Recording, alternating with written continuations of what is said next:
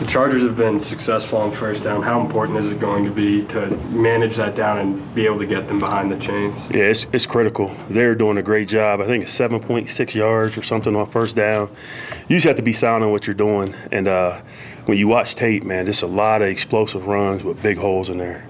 So I feel like we cleaned up what we do, what we've been doing against the run game. We just have to be sound and really stop the run first.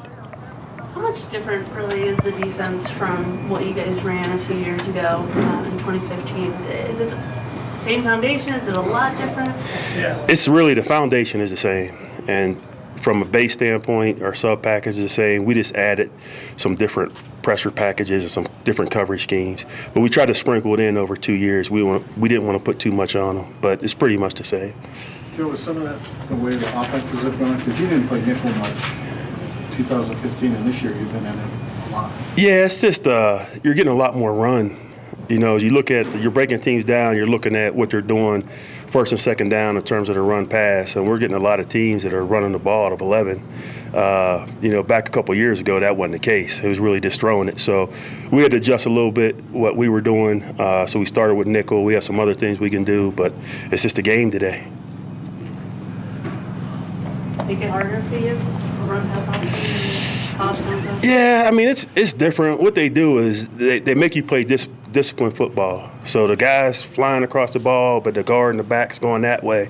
So you really have to have a sound scheme. You really don't want to try to do too much against it. So guys have their eyes fixed on their keys and they can play fast. You know, I call it hide the hoagie. You know, all this stuff. But if you're not looking at your keys, then you're going to get out of your gaps. And that's what they've been doing to people. They have some huge runs.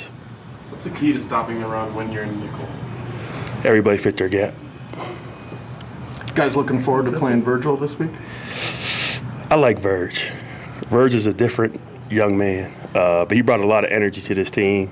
Really tough, competes real hard. You know, obviously for him, you know, he made the best decision for him, but I'll definitely say hello before the game.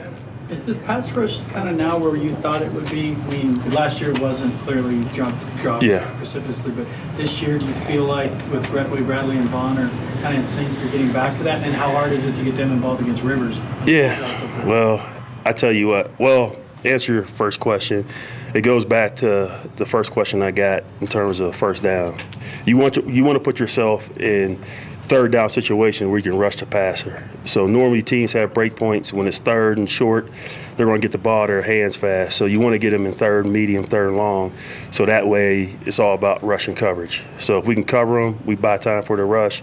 Sometimes, you know, the corners just got to lock them down if we're bringing pressure. But right now, I definitely feel like it's heading in the right direction. And with Phillip, I mean, he sees the pressure. I mean, I looked at a lot of different games, broke them down. He sees the pressure and he skates away from it and he gets rid of the ball so fast. So it's really not about sacking him as much as affecting his movement in the pocket and get rid of the ball.